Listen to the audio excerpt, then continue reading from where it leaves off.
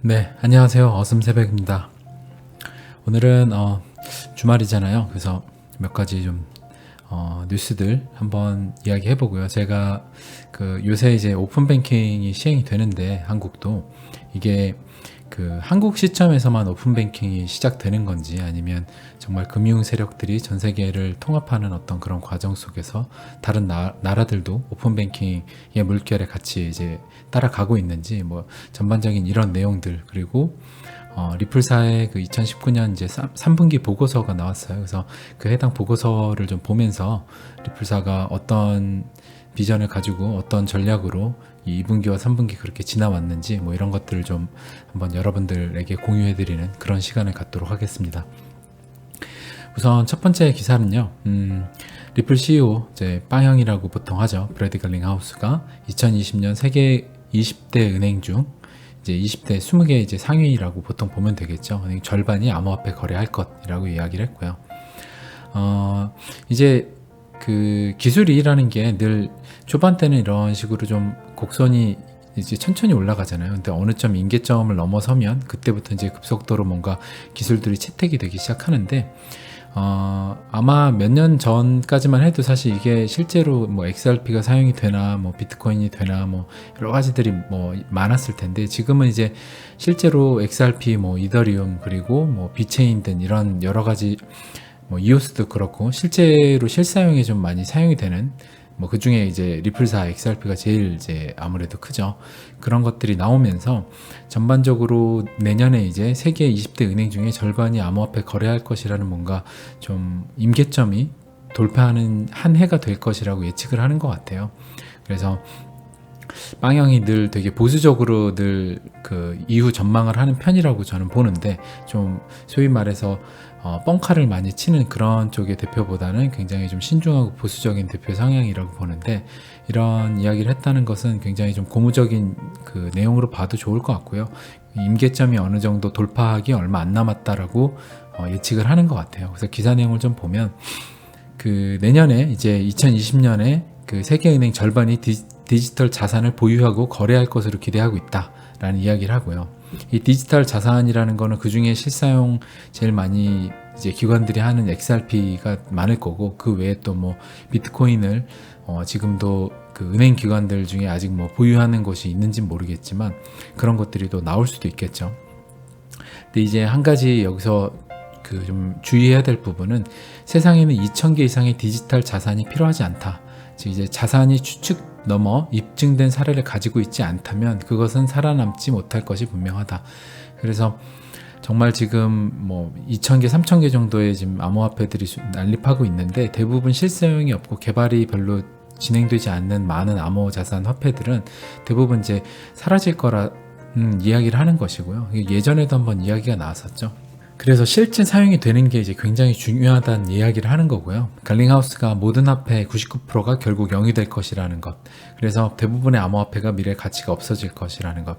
그래서 여러분들도 뭐 수많은 알트들 투자하고 계신 분들이 있을 수 있는데, 투자하고 있으시다고 하면 한번 이게 실제로 이 회사가 이 암호화폐를 개발을 제대로 하고 있는지, 그리고 뭐 실제로 이게 그 회사가 가진 비전이 앞으로의 세상에 어떤 혁신을 만들어낼 수 있는지, 그리고 뭐 정말 세상에 뭔가, 그러니까 기업이든 개인이든 뭔가 하여튼 사용의 사례가 나와야 되잖아요. 그런 것들이 지금 현재 뭐라도 조금 나와 있는지, 아니면 몇 년 동안 아무것도 안 나와 있고 뭐 다음 년에는 우리가 뭔가 오픈을 해서 정말 그때부터 쓰게 될 거다, 이런 좀 계속 추상적인 이제 뭔가의 증거가 없이 매년 뭔가 하나하나 이정표를 찍어 나가지 않는 회사라고 하면, 그런 코인이라고 하면 여러분들도 한번 그런 투자해 놓은 포트폴리오가 사라지는 2,000개에 포함되지 않는지 한번 고민을 해보시는 그런 기회로 한번 삼으시면 좋을 것 같고요.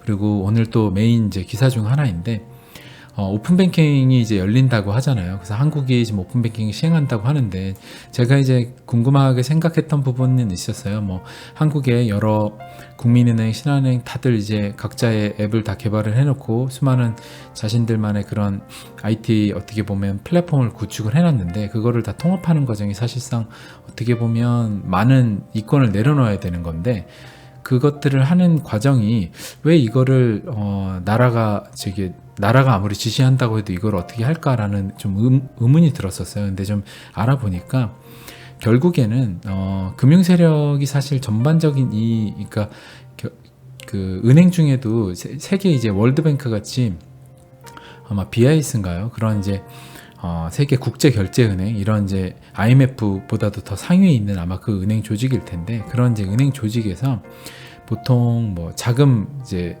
거래법 이제 뭐 가령 특검법을 제정을 지금 하잖아요. 테러나 뭐 아니면 뭐 자금 세탁 이런 거를 내리는, 그 다음에 뭐 좀 다크 암호화폐들, 이제 신원이 불분명한 지금 KIC 이제 신원 인증 없이 거래할 수 있는 그런 암호화폐들을 막는 법안들, 이런 것들 전 세계가 지금 전 세계에 그것들을 다 하달하는 그런 이제 상부 조직이라고 하죠. 상부 그런 조직이 실제로 우리가 부르는 이제 금융 세력이라고 부르는데, 그런 전 세계를 쥐락펴락하는 금융 세력이 컨트롤하고 있는 그런 이제 결제 은행에서 지시를 한 거라고 봐요. 그렇기 때문에 여기 기사에 보면 유럽 연합을 비롯한 영국, 일본, 호주 등 주요 선진국에서 오픈 뱅킹과 관련 법 제정 및 개정을 통해 은행 등 금융회사가 핀테크 기업의 고객 금융 데이터를 API로 제공하는 정책을 시행 또는 준비 중이다. 그러니까 이게 한국만의 이야기가 아니고 결국에는 전 세계의 선진국들, 주요 선진국들을 다 시행을 하는 거예요. 그러니까 결국에 주요 선진국을 일단 시행을 하고 나면 그 아래 뭐 수많은 나라들은 자연스럽게 따라가게 되겠죠. 그러니까 모든 금융 세력들이 방향성을 잡을 때 전 세계 선진국들한테 방향성을 먼저 잡아서 시행을 하게 되는 거고, 그래서 보니까 결국에는 이 오픈 뱅킹이 금융 세력이 이끄는 방향대로 가는 거다라는 게 이제 어떻게 보면 기사로도 이제 나오고 전 세계가 다른 나라들도 다 한다는 거죠. 그 지금 보면 또 아시아 태평양 지역에서는 싱가포르가 최초로 오픈뱅킹 가이드라인 제시했고, 일본은 2017년 은행법 개정으로 은행의 API 구축 노력을 명시화했다. 그러니까 준비하라고 이제 시작을 한 게 몇 년 전부터 준비를 한 것 같아요. 그래서 이게 지금 보면 결국에는 제가 그 미래 이제 근미래에 어떤 식으로 이 오픈뱅킹이 되고 암호화폐가 어떻게 우리 실생활에 들어올 걸로 예상이 되냐라고 하면 쉽게 생각을 해서 이렇게 앱이 있어요. 앱이 있으면 여기에 자신의 총 계좌 금액이 나올 거고, 여기에 뭐 10만 달러 뭐 이런 식으로 있을 수 있겠죠. 뭐 이런 식으로 있을 수 있고, 달러가 이렇게죠. 네, 있을 수 있고, 그리고 여기에 뭐 어디 은행, 개별 은행별로 쭉 어카운트가 나오고, 또 한쪽 탭에는 아마 암호화폐가 이런 식으로 나올 것 같아요. 왜냐면 이 API는 또 어디서 불러오냐면, 거래소에 우리가 보관해 놓은 게 API를 같이 사용한다라고 하면 거래소에 보관되어 있는 우리 암호화폐의 총 지갑의 총 수량을 불러다가 이 통합이죠. 우리의 지금 오픈뱅킹 이쪽으로 이거를 불러다 오는 거죠. 그럼 여기도 API 공동으로 써서 불러오고, 각 수많은 은행들 거 다 불러오고, 이래서 총 금액 합을 합쳐가지고 여기에 표시해주는. 지금도 우리가 은행 쓰면 여러 계좌들 나오잖아요. 여러 계좌 나오고 내 계좌 총액이 얼마인지 나오는데, 뭐 퇴직연금 얼마 이런 나오는데, 이게 결국에는 암호화폐 탭 거래소 거 불러오고 은행 거 불러오고 이런 식으로 해서 전체적으로 여기가 한 방이 되는 거예요. 그러면 결국에 여기에 연결되어 있는 암호화폐 지갑이라든지 아니면 신용카드, 우리가 쓰는 신용카드인데 신용카드가 역시 암호화폐 지갑하고 연동이 되어 있겠죠. 이 계좌랑 연동이 될 테니까, 결국에는 이 계좌랑 연동이 되니까 여기에 연결된 신용카드는 결국엔 암호화폐랑 연동이 되는 거죠. 그래서 신용카드든 아니면 별도의 뭐 그냥 암호화폐 지갑을 여기다 연동을 하든, 아니면 그냥 암호화폐 지갑을 이렇게 쓰든, 뭐 여러 가지 방법은 많을 텐데 결국엔 이런 그림으로 될 것 같다는 거예요. 그러니까 지금 오픈뱅킹이 왜 오픈뱅킹을 하는 이유의 자체가, 지금 시대적인 방향성 자체가 갑자기 여러 은행들의 계좌를 왜 통합을 하겠어요. 이 통합한다는 것은 화폐, 인류가 사용하던 이제 3차 산업혁명까지 이제 화폐 구조나 금융 전반적인 시스템을 한번 개편을 해서 4차 산업 시대로 넘어가겠다는 얘기거든요. 그러니까 이게 굉장히 큰 일인데, 이거를 사실 지금 당장 딱 해서 오픈하는 게 아니라 몇 년 전부터 이미 니네 API 공통으로 써가지고 하나 통합하는 거 미리 준비해야 되니까 마음의 준비들 하고 있어 라고 여러 나라 선진국들한테 이미 얘기를 다 했다는 거예요. 그래서 준비를 다 하고 있다가 다 준비가 끝나서 짠 하고 이제 발표를 할 때쯤이 된 거죠.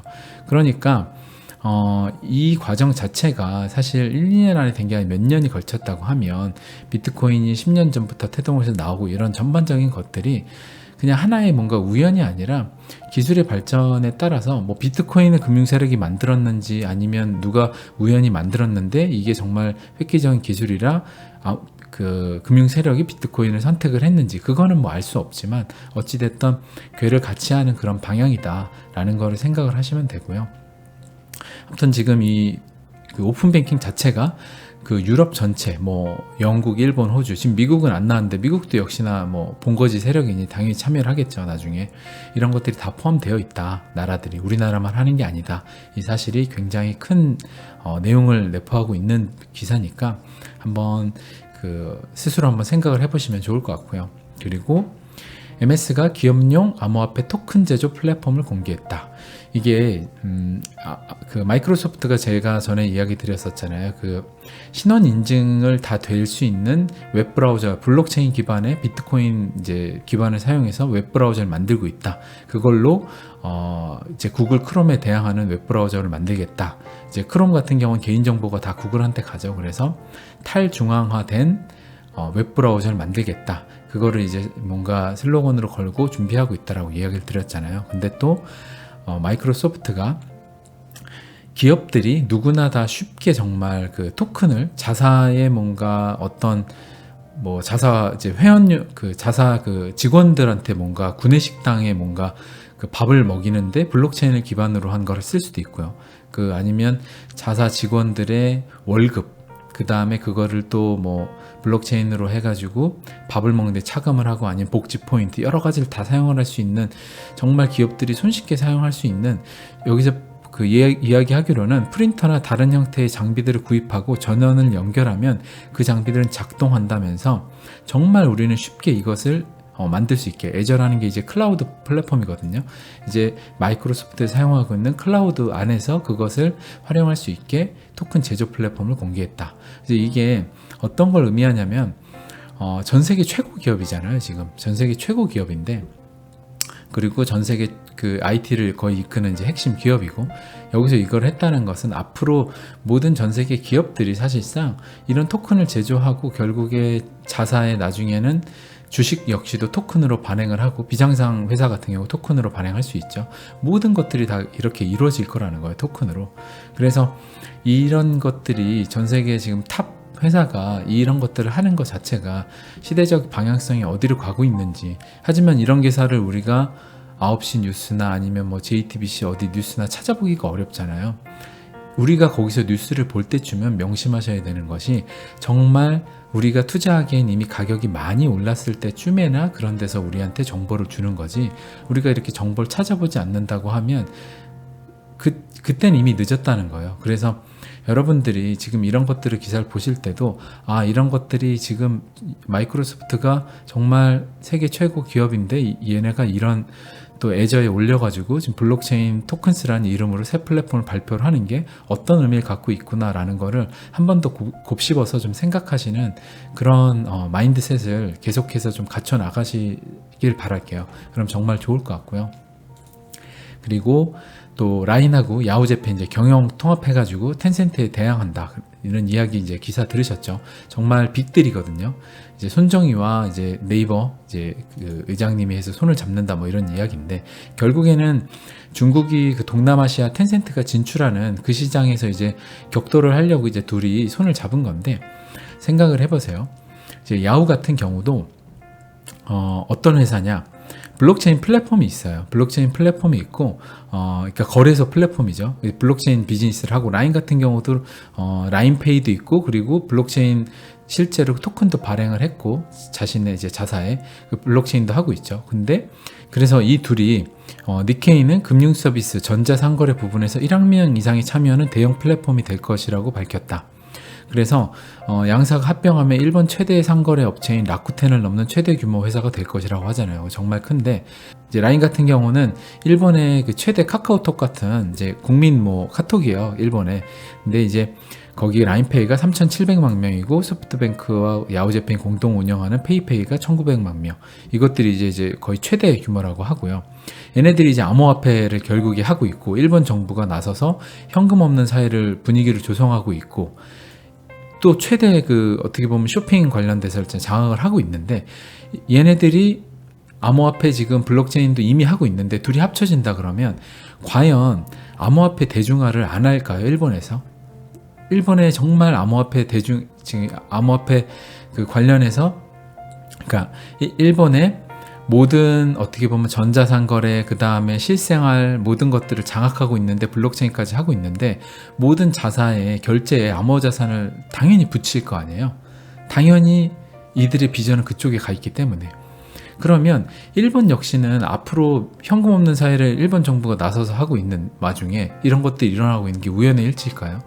당연히 일본 같은 경우는 현금 없고 결국에 제일 빠르게 선진국 중에 암호화폐 시대로 넘어가는 그런 포지션에 있는 나라로 가려고 준비를 하고 있다는 거예요. 그렇기 때문에 이런 경영 통합을 하는 과정도 스무스하게 이루어졌고 또 이걸 해가지고 중국의 메이저인 텐센트 같은 데와 이제 또 격도를 다른 나라에서 시장 경쟁을 하려고 하는 거고. 그러니까 이런 것들을 보시면 지금 당장에 우리 실생활에 암호화폐를 뭐가 안 쓰고 있지만 어느 한 날부터 갑자기 쓰기 시작하면 가령 우리 젊은 사람들 요새 이제 10대 20대들이 정말 많이 쓰는 뭐 배달의 민족 뭐 요기요 이런 데들에서 암호화폐 결제를 시작을 해요. 그리고 스타벅스에서 결제 시작을 해요. 그리고 뭐 지하철 이제 해외 같은 경우 뭐 어디에서 지하철에서 사용하는 데들이 이미 있죠. 그런 데서 정말 쉽게 사용을 할 수가 있어요. 그리고 암호화폐 구매가 무엇보다 구매 자체가 매우 쉽게끔 이제 오픈 뱅킹을 이렇게 나라에서 하잖아요. 결국에 금융 세력이 하라고 빨리 해라라고 하니까 하는데 또 금융 세력이 이제 암호화폐 거래소들 그 은행들 다 풀어주고 쉽게끔 대중들 접근하게 쉽게 해줘라라고 하면 결국에는 또 접근이 쉬워지면 대중들이 암호화폐 구매해가지고 뭔가 결제하면 한 1%라도 이득이 있고 하면 결국에 다 그거 쓸 거 아니에요. 라인 같은 경우도 지금 라인페이 쓰는데 어떤 식으로 대중화를 하냐고 하면 둘이 이게 왜 합병했냐라고 하면 출혈 경쟁을 했었어요. 라인페이를 뭔가 사용하면 뭐 한 달에 뭐 10,000원 주기 뭐 이런 것들이 있었어요. 그러니까 결국에 마케팅 비용으로 엄청난 출혈 경쟁을 했는데 똑같아요. 암호화폐도 가령 암호화폐 쓰면 1% 적립 아니면 뭐 토스처럼 뭐 얼마 돈 페이백 이런 거 이벤트를 하면 당연히 대중들이 너도나도 암호화폐로 돈을 바꿔가지고 암호화폐 지갑에 써서 대중화 쓰는 이제 자기의 실생활에 쓰는데 사용을 할 거 아니에요. 왜냐면 이득이니까. 그런 식으로 우리가 토스를 사용하게 됐고 뭐 라인페이를 쓰게 됐고 뭐 카카오페이를 쓰게 됐는데 카카오뱅크도 초반에 똑같이 이벤트를 했죠. 그래서 카카오뱅크가 지금 시장의 장악력을 엄청나게 압도적으로 늘렸는데 똑같다는 거죠. 결국에 카카오뱅크가 처음 나올 때 이게 되겠어라고 했는데 결국에 보란듯이 카카오뱅크가 그냥 장악을 해버렸죠. 또 그것처럼 결국에 암호화폐 역시도 대중화는 한순간에 이뤄질 거다.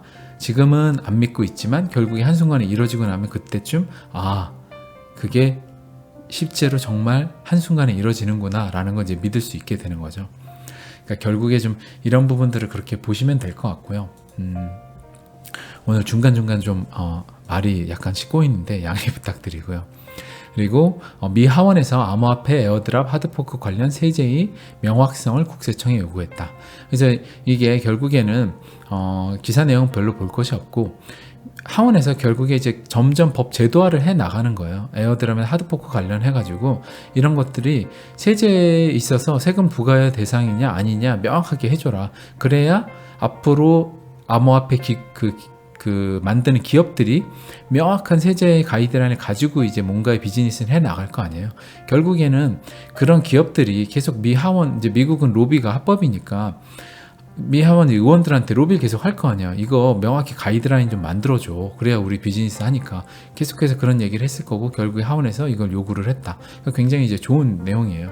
이런 것들 보시면 되고 이것도 좀 짧게 보면 경제 불안, 아르헨티나 비트코인 거래량이 다시 사상 최고를 경신했다. 그래서 어마어마하게 경신을 하고 있죠. 달러 구매 제한 엄격하게 했기 때문에 지금 이런 식으로 비트코인이 넘어가고 있는 거고 또 하이퍼 인플레이션에 대한 우려가 또 있어서 그렇고요.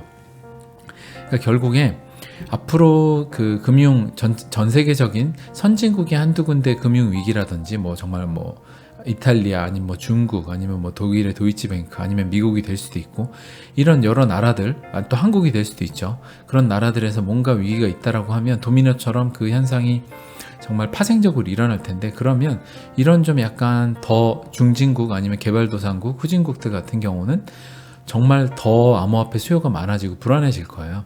그러니까 이런 것들이 하나하나의 그 보통 강진이 일어나기 전에 여진 있잖아요. 그런 여진으로 좀 보시면 될 것 같아요. 굉장히 좀 심각한 위기가 나오기 전에 뭔가 자연이 알려주는 하나하나의 작은 시그널들, 그런 것처럼 보시면 될 것 같고요. 2019년 암호화폐 검색이 84% 하락했다. 관심을 잃고 있는가? 얼마나 좋나요, 이 기사가? 암호화폐 검색이 84% 상승했다라고 하면 우리는 이제 고점을 향해 가고 있나? 라는 생각을 여러분들은 꼭 하셔야 돼요. 하지만 이런 기사가 나온다고 하면 우리는 앞으로 마이크로소프트도 지금 이런 걸 하고 오픈뱅킹도 하고 라인 이런 애들도 하고 있는데 이렇게 하락을 하고 있다라고 하면 싸게 살 수 있는 정말 좋은 기회고, 지금은 정말 안전한 시장이다. 지금은 대중들이 광분하고 뭔가 광기를 내뿜고 뭔가 열풍이 부는 그런 단계가 아니기 때문에 굉장히 안전한 상태다 라는 직감적인 감을 이제는 느끼시면 좋을 것 같아요. 그런 감이 굉장히 이제 많이 이런 생각을 하다 보면 본능적으로 오거든요. 그래서 저는 요새 사실 폭락을 계속해서 하고 있고 빠지는 걸 보고 여러 가지 인권지표들이나 뭐 전반적인 내용들을 좀 봤을 때 제 감의 느낌으로는 굉장히 좋아요. 이제 거의 바닥 끝에 다 왔다라는, 이제 다시 올해로 치면 한 비트코인 3,400만 원 갔을 때쯤 느낌인 것 같아요. 그래서 앞으로 다시 랠리가 이제 좀 어떻게 보면 진정한 요번 이제 비트코인의 1파가 시작되는 그런 시점에 오지 않았나라는 생각이 이제 그 입구쯤에 이제 슬슬 와가는 것 같다라는 제 느낌 감은 오거든요. 물론 이게 여러분들한테 지금 암호화폐를 갖고 계시지 않은데 사라는 얘기는 절대 아니고요. 기존의 암호화폐를 갖고 계신 분들이라고 하면 이런 감을, 여러분들만의 감을 한번 한번 찾아보시는 거를 추천을 드려요. 스스로 이제 계속 노력을 하고 생각을 해야 되잖아요. 이제 제 감이라고 얘기 드렸다고 이게 맞나라는 생각하지 마시고 그냥 본인들만의 안테나를 공고하게 한번 세워보시는 거를 추천을 드릴게요. 이게 이제 어떤 얘기냐면 리플사가 대략 2,500억 정도 이제 투자를 받았어요. 이제 2,500억 투자를 받았는데 이제 이거를 보시기 편하게, 저도 보기 편하게 한글로 좀 바꿔보면, 리플은 이제 시리즈 C, 이제 시리즈 C라는 게 투자를 보통 처음에 엔젤 투자, 엔젤 초기 투자라고 해서 엔젤이라고 해서 정말 엔젤이 천사잖아요. 천사 투자, 굉장히 좋은 투자를 받고 그다음 시리즈 A, B, C 반대 이제 C에 무려 2억 달러를 모금을 했대요. 2억 달러는 한 2,500억인데 이게 작은 돈이 아니죠. 2,500억을 모금을 했는데 얼마 전에 배달의 민족이 4조 정도 얼마 이제 밸류를 매각을 했어요. 근데 지금 이제 2억 달러를 얼마 밸류에 모았냐는 게 굉장히 중요해서 제가 이 회사 밸류를 찾느라고 좀 여러 기사를 봤는데 12조 정도 되는 거예요. 한화로 12조로 평가를 해서 시리즈 C 2,500억을 받은 거예요. 그러니까 12조라고 하면 10%면 1조 2천억이잖아요. 그러면 1조 2천억에 다시 1%라 그러면 1,200억이죠. 2% 정도 받은 거예요. 그러니까 시리즈 C 자금을 굉장히 지분율 자체로는 적은 걸 받은 거예요. 그래서 제가 이거를 왜 리플사가 투자를 받았을까, 현금이 꽤 많이 있는 걸로 저는 알았거든요. 그래서 리플 CEO가 거의 3,500억 뭐 한 이 정도를 현금을 가지고 있다. 그리고 리플의 보유 달러도 150억 달러 규모를 XRP 보유하고 있잖아요. 엄청 많이 있죠.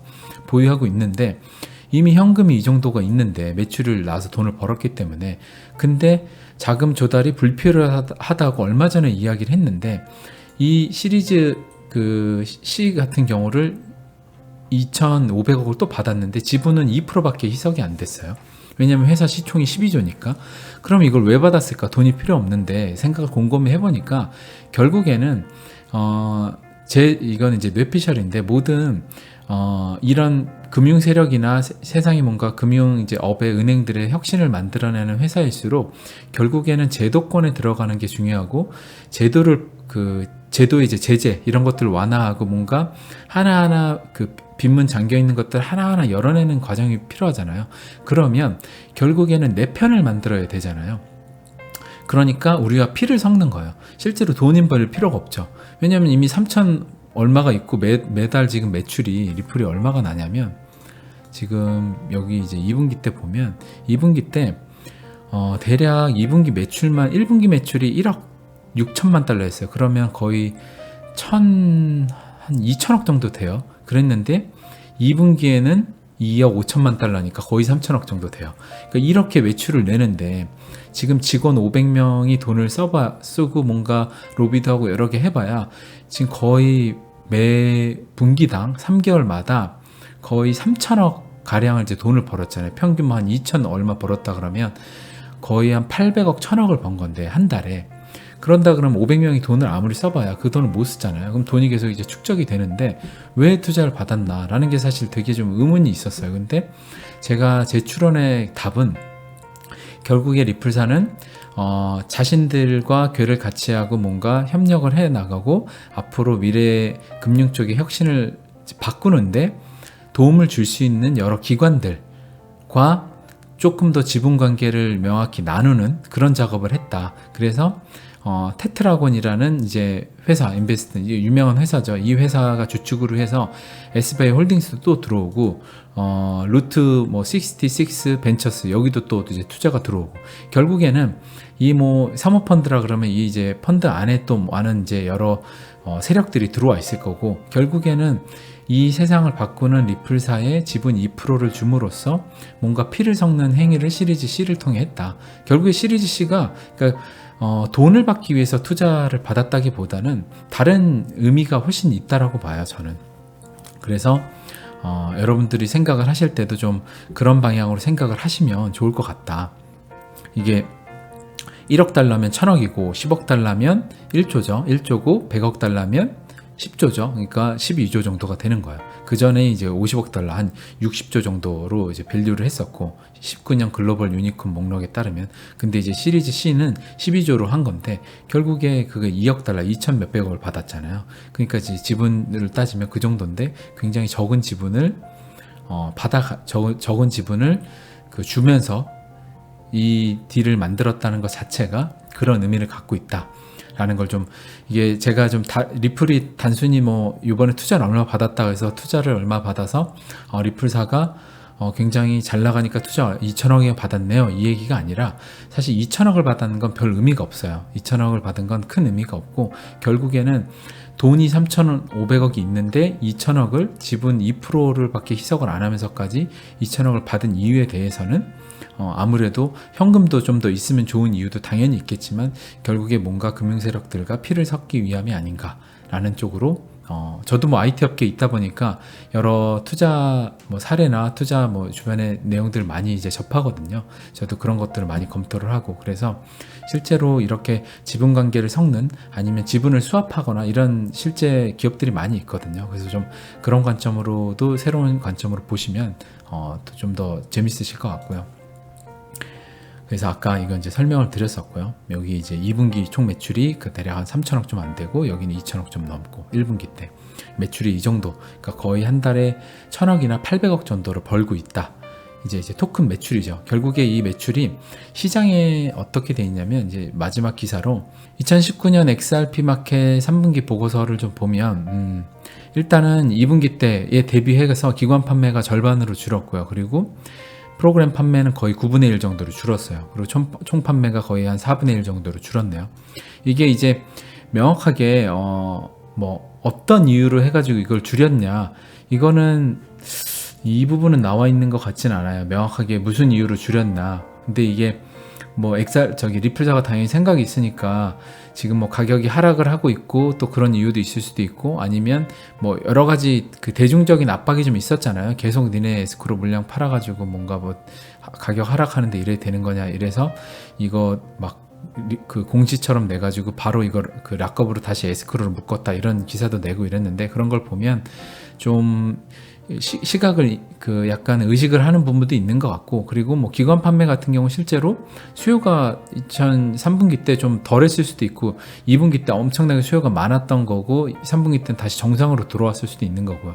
이거는 뭐 이런 식으로 좀 그냥 팩트로 보시면 될 것 같고, 그리고 또 좀 보면 속도 같은 경우는 3.8초 XRP, 그리고 비트코인은 이제 9분 20초 정도고, TPS는 1500, 그 다음에 비트코인은 7, 그리고 피 같은 경우는 0.0003달러죠. 그리고 BTC는 0.758, 그럼 거의 뭐 한 900원 정도 되는 거고, 여기는 얼마죠? 이게 100원, 10원 전이네요. 전까지 들어가시네. 정말 싼 것 같아요. 요새 뭐 없는 단위인데, 이렇게 보면 지금 사실상 지금 내용이 뭐 엄청나게 좀 많긴 한데, 뭐 엑스스프링 이건 좀 중요하니까 요거 한번 볼게요. 엑스스프링이 뭐냐면 리플사가 지난 분기에 새로운 개발자 플랫폼을 발표를 했는데, 개발자와 기업가가 이제 XRP 원장을 쉽게 구축하고 또 XRP를 쉽게 이제 사용할 수 있게 한다는 이제 그런 플랫폼인데, 이게 이 플랫폼은 이제 오픈소스로 구현이 되어 있고요. 오픈소스로 구현이 되고 있고, 그리고 프로토콜 및 네트워크를 활용하여 전 세계 2,300만 명 개발자가 제품 및 서비스를 쉽게 결제할 수 있게. 그러니까 어떻게 보면 굉장히 오픈된 XRP를 활용한 이제 플랫폼이라고 보는데, 전에 그래서 XRP 뭐 송이었나요? 그런 이제 음원 플랫폼이죠. 전 세계 저작권 음원을 쉽게 투명하게 가져갈 수 있겠다 해서 음원을 여기다가 창작자들이 올리면 음원을 여기서 듣고 그 수수료가 대부분 이제 수익이 창작자한테 가게 하는 그런 플랫폼도 만들 수 있고, 또 게임 같은 경우도 여기 플랫폼 사용을 하면 게임 아이템을 결제하고 게임 광고를 보면 고객 이제 소비자가 광고를 보는 거에 대한 보상을 또 받을 수도 있고, 개발자는 구글이나 애플의 30%를 떼어주지 않고 바로 개발자가 수익을 가져가는, 이런 이제 기존의 생태계나 금융, 뭐 IT 생태계, 금융 생태계 모든 거를 파격적으로 깰 수 있는 그런 이제 플랫폼인 거예요. 결국에 이게 어떻게 보면 직거래 플랫폼이라고 보시면 돼요. 요새도 뭐 얼마 전에 한창 떴었죠. 뭐 농수산물 같은 경우에 실제 산지에 있는 것들을 바로 연결해주는 스타트업들 통해서 싱싱한 이제 해산물들이나 뭐 야채 같은 걸 바로 받아 먹을 수 있는, 그리고 가격도 싼데 굉장히 싱싱한 거. 그래서 직거래를 해주는 그런 플랫폼이라고 좀 생각을 하시면 될 것 같고요. 왜냐하면 기술이 블록체인이기 때문에. 그래서 구글의 종말이라는 책에서도 이제 제가 나중에 그 책을 완독을 하고 나면 좀 인사이트 공유를 할 텐데, 그 책에서도 말하기를 블록체인 기술이 결국에는 이런 직거래를 쓰기 때문에 결국에 Z세대나 신세대들은 답습하는 그런 뭔가 중간에 누가 중개 역할에 끼는 이런 것들을 다 떠나서 이런 블록체인 기술로 통해서 구글이 종말을 하게 될 거다, 이런 이야기를 또 하고 있어요. 결국에 이런 플랫폼들이 지금 세상을 바꾼다는 거죠. 정말 10년 전에는 스마트폰이 세상을 바꿨다 그러면 지금은 또 스마트폰 안에 들어가서 직거래를 하게 해줄 수 있는, 정말 뭐 엑스스프링이라든지 뭐 이더리움 기반으로 어떤 플랫폼이라든지 이런 것들이 가령 뭐 게임 아이템 아니면 뭐 어떤 음식물을 사 먹고 아니면 결제를 하는 데 있어서 수수료가 너무 싸고 개인한테 혜택을 줘요. 지금 브레이브 브라우저도 똑같죠. 직거래 웹 브라우저잖아요. 왜냐하면 광고를 보면 지금 구글은 내가 광고 보면 나한테는 혜택을 안 주지만 브레이브 브라우저는 나한테 혜택을 주죠. 코인으로.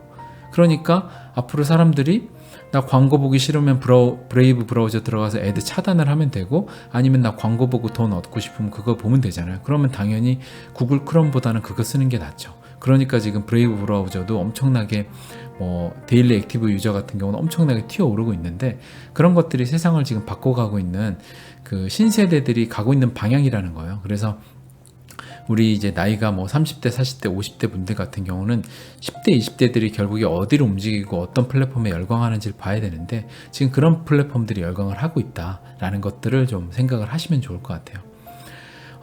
그래서 뭐 이건 리플사 이제 인사이트 들어가시면 리플닷컴 가시면 보실 수 있으니까 한번 직접 들어가서 좀 보시면 좋을 것 같고, 특이한 아주 좀 재밌게 여러분들이 꼭 보셔야 될 만한 내용은 없는 것 같아요. 대략 이 정도로만 한번 이야기를 드리고, 여러분들이 이제 뭐 가격이 지금 요새 계속 하락을 하고 그래서 주말에 아마 더 좀 그러실 수도 있는데 제 감이 틀릴 수도 있지만 제 감으로는 이제 거의 터널의 끝에 오지 않았나라는 생각을 하고 있어요. 그래서 그 터널에 이제 빛이 보이기 시작을 하면 또 한 번의 랠리가 시작이 될 거고, 그러면 랠리 끝에 어느 정도 대부분 열광을 하고 또 비트코인 뭐 여러 지수들 보면 다 열광을 하는 지수들이 나올 때쯤 다시 또 다음 터널로 또 들어갈 거예요. 그 반복을 계속 이렇게 할 거예요. 그러면 우리가 그때 터널 들어갔을 때 꼭 잊지 말아야 될 것은 지금 우리가 터널에 지금 들어와 있는 지금 이 시점에 우리의 기분이에요. 그래서 지금 우리의 기분을 꼭 잊지 말고 있다가 환희에 갔을 때 우리는 환희에 취하지 말고 그때 다시 냉정함을 잃지 말고 시장을 잘 봤다가 다시 터널에 들어오면 역시나 또 어둡다고 해서 공포감을 느끼지 말고 또 그때도 지난번에 그 어두웠던 그 감을 익히셔서 기억을 해내셔서 그때 역시도 지금 다시 또 터널로 들어가고 있구나, 그러면 터널이 한동안 얼마나 되겠네, 그것들을 꼭 생각을 하시고 있다라고 하면 계속해서 반복되는 빛의 세상과 터널의 세상과 빛과 터널의 이 반복을 여러분들이 어렵지 않게 지나가시면서 그 산 꼭대기로 가는 이 열차의 파동 안에서 정말 산 끝에쯤 어느 정도 도착을 했을 때 여러분이 이제 산 꼭대기에 왔고 정말 쾌적한 산 끝에 맑은 공기가 느껴진다쯤 할 때 열차에서 이때쯤 한번 난 내려야겠구나 라는 생각을 스스로 하실 수 있는 그런 본인만의 감을 찾으실 수 있길 바라겠습니다. 네, 오늘도 어슴새벽 방송 즐겁게 들어주셨기를 바라고요. 도움이 되셨으면 오랜만에 이야기해보는데 구독과 좋아요도 꼭 부탁드릴게요. 구독을 안 하시고 보시는 분들이 정말 많더라고요. 그래서 구독을 좀 해주시면 저도 좀 더 힘이 나서 재밌게 방송을 할 수 있을 것 같아요. 네, 그럼 감사합니다. 어슴새벽이었습니다.